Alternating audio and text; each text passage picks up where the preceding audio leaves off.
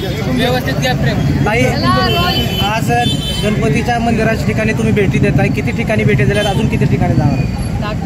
ज्यांनी आमंत्रण केलं ते जायचं, जेवढे जमेल तेवढे करायचे. खरं तर राज्यात मराठा आरक्षणाचा प्रश्न ज्वलंत आहे. तुम्ही 2 दिवसापूर्वी मुंबईमध्ये गेला होता, त्या ठिकाणी मी काल गेला होता तुम्ही. त्यावेळेस बाटली फेकल्याचा एक व्हिडिओ सोशल मीडिया व्हायरल होतोय. त्या ठिकाणी मराठा बांधव आक्रमक झाले होते. पवार साहेबांमुळे मराठ्यांचं वाटोळ झालं असं त्या ठिकाणी मराठा बांधवांकडून म्हटलं गेलं. कसं बघताय? मराठा बांधव नाही, स्वतः तिथे होते. एकच माणूस म्हणला, एक माणूस तसं म्हणाला. आणि हे बघा, एखाद्या आंदोलनात एखादा माणूस बोलतो, आपण पण ते समजून घेतलं पाहिजे.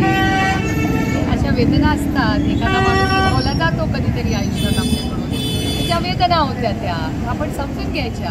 लोकशाहीमध्ये प्रत्येकाला बोलायचा अधिकार आहे. खरं तर ताई, मराठा आरक्षणाचा प्रश्न अनेक वर्षांपासून प्रलंबित आहे. राष्ट्रवादी काँग्रेस पक्षाची नेमकी काय भूमिका आहे? याची स्पष्ट भूमिका आम्ही पहिल्या दिवसापासून दिली. मी कालही बोललेले आहे. राष्ट्रवादी काँग्रेस पक्ष मतावर ठाम आहे की ज्याला मी स्वतः पार्लमेंटमध्ये आरक्षणाबद्दल सगळ्यात जास्त बोलणारी खासदार सुप्रिया सुळे. त्यामुळे ह्या पूर्ण आरक्षणाच्या बाबतीत सरकार अतिशय असंवेदनशील आहे. या राज्याचे माननीय मुख्यमंत्री जेव्हा आपले हे होते, विरोधी पक्ष नेते होते, तेव्हा त्यांनी स्टेटमेंट केलं होतं. मला विनम्रपणे त्यांना त्या स्टेटमेंटची आठवण करून द्यायची, कारण का तेव्हा ते सत्तेत नव्हते, आज ते सत्तेत आहेत. आणि गल्लीपासून दिल्लीपर्यंत सगळी सत्ता त्यांच्याच हातात आहे ना. 250 आमदार आणि 300 खासदार. मग जरांगे पाटलांनी जी मागणी केली, सरसकट मराठा समाजाला ओबीसीमध्ये घ्यावं, या मागणीला तुमच्या पक्षाचा पाठिंबा आहे का? माझं म्हणणं आहे की मी पहिल्या दिवसापासून सांगते की माननीय मुख्यमंत्र्यांनी जरांगे पाटलांची चर्चा केली पाहिजे, सरकारने चर्चा केली पाहिजे. जो कोणी आंदोलनाला बसलाय त्याचा मान सन्मान एका सशक्त लोकशाहीमध्ये झालाच पाहिजे. चर्चा करूया. मी कालही म्हणले की माननीय मुख्यमंत्र्यांनी सगळ्या पक्षाच्या लोकांना बोलवावं, जरांगे पाटलांच्या सगळ्या त्यांच्या सहकार्यांना बोलवावं, सगळे चर्चा करू आणि सगळे चर्चेतून मार्ग निघतो ना, म्हणून तर ती लोकशाही आहे. चंद्रकांत पाटलांनी एक वक्तव्य केलं की मराठा समाजाची आता फक्त राजकीय आरक्षणासाठी धडपड आहे, त्यांना सरपंच व्हायचंय. मला माहिती नाही, मी ऐकलंच नाही, त्यामुळे मला ताई, खरं तर पवार साहेब देखील 4 वेळा राज्याचे मुख्यमंत्री होते. त्यांच्या कालावधीमध्ये देखील मराठा समाजाच्या आरक्षणाची मागणी त्या ठिकाणी आली होती. खरं तर अण्णासाहेब जावळे पाटील यांनी ही मागणी केली होती. मग असं असताना पवार साहेबांच्या कालावधीमध्ये आरक्षण त्या ठिकाणी देण्यात आलं नाही. तुम्ही आता म्हणताय की हे जे सरकार आहे त्यांच्याकडे बहुमत आहे, त्यांनी या मराठा समाजाला न्याय द्यावा. कमिशनचा रिपोर्ट होतेच ना, आरक्षण कमिशन रिपोर्ट त्याही काळात होते. खरं तर मराठा आरक्षणा प्रकरणी विरोधक हे आपली सोयीची भूमिका घेत आहेत, कारण मराठा आरक्षण प्रकरणी एक बैठक झाली होती. या बैठकीमध्ये सर्वपक्षीय नेत्यांच्या स्वाक्षरी झाल्या होत्या, यामध्ये पवार साहेबांची देखील स्वाक्षरी होती. मग असं असताना विरोधक या गोष्टीचं राजकारण का करतायत असा आरोप देवेंद्र फडणवीस करतायत. 250 खासदार आमदार कोणाचे आहेत, आत्ता सत्तेमध्ये कोण आहे?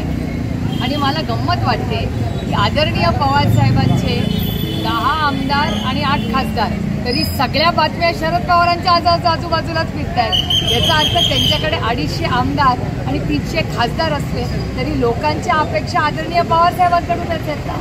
जो उठतोय भारतीय जनता पक्षाचा तो पवार साहेबांवरच बोलतोय. खरं तर ताई, प्रश्न तोच आहे. जरांगे पाटलांच्या जी काही मागणी आहे, मराठा समाजाला सरसकट ओबीसीमध्ये घेतलं जावं, या मागणीला तुमच्या पक्षाचा पाठिंबा आहे का? अहो, आम्ही म्हणलं ना, कॉन्स्टिट्यूशन अमेंडमेंट करा आणि करून घ्या. नंबर्स आहेत त्यांच्याकडे. भारतीय जनता पक्षाचं माननीय मुख्यमंत्र्यांचं काय स्टेटमेंट आहे की जेव्हा असे प्रश्न येतात, when there is a will there is a way. आता आरक्षण कोण देऊ शकतं? सत्ता कुणाकडे तोच देऊ शकतो ना. सत्ता कुणाकडे भारतीय जनता पक्षाचं सरकार आहे ना, आणि त्यांच्या मित्र पक्षाचं. तर त्यांच्या मित्र पक्षांना माझी विनम्र विनंती आहे की तुम्ही प्रस्ताव आणा. आम्ही सगळे एकत्र मिळून तुम्हाला ताकदीने तुमच्याबरोबर या सगळ्या विषयामध्ये उभं राहू. मला अतिशय विनम्रपणे माननीय देवेंद्रजींना त्यांचं स्टेटमेंट दाखवायचं आहे की where there is a will there is a way, when there is no will there is only committee. थांबा जरा, तुम्हाला पण दाखवतो. एक दाखवा आहे तुमच्याकडे.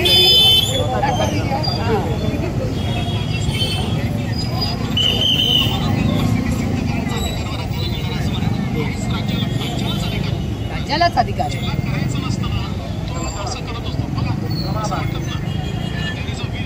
there is a will, where there is no will, there is survey. ऐकलं तुम्ही?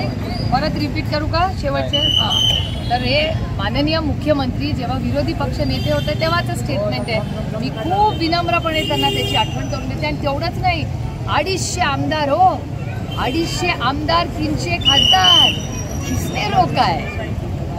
कसं आहे, सत्ता फक्त घरं फोडून पक्ष फोडून नसते हो. सर्वसामान्य सत्ता मायबाप जनतेची सेवा करण्याची असते. आणि मला खूप विनम्रपणे ही त्यांची काय आघाडी काय त्यांची युती, त्यांच्या युतीला विनम्रपणे माननीय प्रधानमंत्र्यांचं स्टेटमेंट आठवायचं आहे की प्रधानमंत्री काय म्हणतात, आम्ही प्रधान सेवक आहोत. त्याच्यामुळे जर या देशाच्या प्रधानमंत्री सेवेसाठी आहेत तर त्यांच्या मागचे 3 पक्ष, त्यांचा स्वतःचा आणि 2 पक्ष का नाही त्याचा निर्णय घेते? विनम्रपणे आमची विनंती आहे. सत्तेत तुम्ही आता पवार, एक विचार करून मला सांगा की पवार साहेबांवर सगळा जो उठतो तो पवार साहेबांवर नावं ठेवते.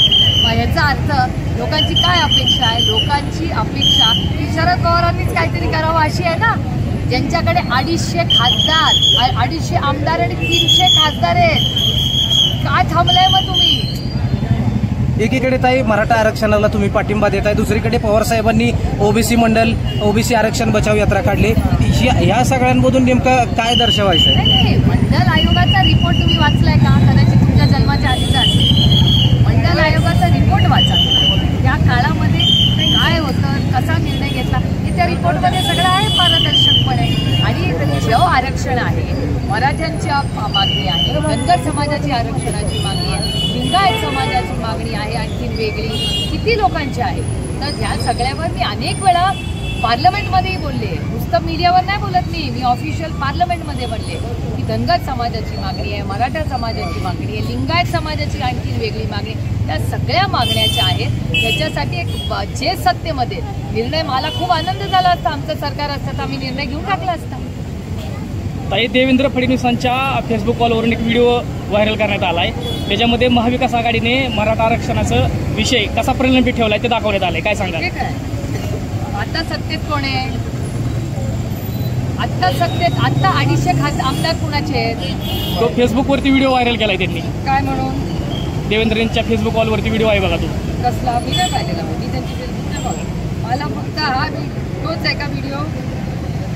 हाच व्हिडिओ आहे का? माझ्याकडे तो व्हिडिओ तो दाखव. नाही, महाविकास आघाडीचे सगळे नेते त्याच्यामध्ये आहेत आणि ते कसं प्रलंबित ठेवलंय आरक्षणाच्या विषयी त्याच्यावरती त्यांनी तो AI संदर्भातला व्हिडिओ बनवलाय. AI संदर्भात त्याच्यामध्ये तुम्ही पण मीटिंग मध्ये आहात बघा. आता तुम्ही विचार करा, आमचं घर फोडलं, आमचा पक्ष फोडला, एवढं करूनही व्हिडिओ आमचाच बनवतो. अच्छी बात आहे. चांगलं किंवा वाईट याचा अर्थ आपलं नाणं खपलं ना मार्केटमध्ये, हेच चांगलं आहे. मराठा आरक्षणाप्रकरणी खरं तर पवार साहेबांनी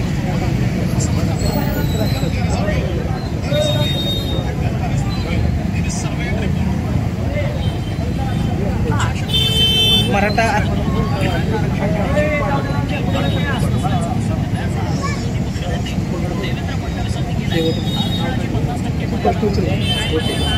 शेवटचा प्रश्न आहे. ताई, शेवटचा प्रश्न, मराठा आरक्षणाप्रकरणी पवार साहेबांनी जे वक्तव्य केलं, तमिळनाडूचं जे उदाहरण दिलं, खरं तर अजित पवारांनी असं म्हटलं की आता आम्हाला जास्त बोलायला भाग पाडू नका, कारण तुम्ही देखील अनेक वर्ष सत्तेत होता आणि आता या गोष्टीवर आम्हाला जास्त खोलात शिरायला लावू नका. तुम्हाला सांगू, माझ्यावर जे संस्कार झालेत ना, त्याच्यात आपल्यापेक्षा वयाने जो माणूस मोठा असतो त्याच्यावर बोलणं योग्य नाही असं माझ्या आईने मला शिकवलं. त्याच्यामुळे मी नाही या प्रश्नाचं उत्तर देणार, कारण का माझी आई नाराज होईल ना. माझ्या आईने जे संस्कार माझ्यावर केले त्याच्यावर कसं मी काय बोलणार ते. खरं तर आता गणपती दिवस आहे, असं असताना मुंबईमध्ये प्रचंड गर्दी झाली. मराठा आंदोलक मोठ्या संख्येने त्या ठिकाणी दाखल झालेत. मुख्यमंत्र्यांना तुमचं काय आव्हान असेल? खरं तर मुख्यमंत्री यातून लॉ अँड ऑर्डर होम मिनिस्ट्रीचा डिपार्टमेंट आहे ना, त्यांनी उत्तर दिलं पाहिजे. मला कशाला विचारतात? खरं तर सत्तेमधले लोक जेव्हा येतात त्यांना प्रश्न विचार. खरं तर जरांगे पाटलांच्या ज्या मागण्या आहेत या मागण्या मुख्यमंत्री पूर्ण करतील का? आणि या संदर्भात ना तेच आहो, तुम्हाला व्हिडिओ दाखवला ना, where there is a will there is a way, when there is no will there is survey and report. हे माझे शब्द नाही आहेत, एव्हिडन्स डेटाबेस आहे. आणि AI ने केलेला खोटा व्हिडिओ नाही आहे हा खरा व्हिडिओ आहे. कारण का आम्ही लोकांचे लोकप्रतिनिधी आहोत, आम्ही एंटरटेनर किंवा कॉमेडियन्स नाही आहोत. कॉमेडियन्स एंटरटेनर्स तुम्हालाही करतात. आम्ही त्याच्यासाठी नाही बारामतीकरांनी मात्र मला मतदान केलं. बारामतीकरांनी विश्वासाच्या नात्याने मी काहीतरी काम करावं आणि बारामतीचं नाव दिल्लीपर्यंत पोचावं याच्यासाठी मला मतदान केलं. म्हणून आम्ही काय लोकांसाठी त्यांची काय यायची व्हिडिओ करत बसत नाही. आम्हाला वेळी नाही. कारण का या राज्यामध्ये शेतकरी आत्महत्या करत आहेत, शिक्षकांनी आत्महत्या केल्या आहेत, ते जलजीवन मिशनची कामं काय पद्धतीने झाली तुम्ही बघताय. आणि आता हे आंदोलन काय बघताय तुम्ही, काय हाल चालले. त्यामुळे दुर्दैव आहे की भारतीय जनता पक्षाकडे आमच्याबद्दल बोलायला काहीच नाही. म्हणून या सगळ्या गोष्टी आठवतात. आणि एवढी मोठी सत्ता गल्ली टू दिल्ली असतानाही शरद पवारांच्यावर टीका केल्याशिवाय त्याची होत नाही. बारामतीची थँक्यू.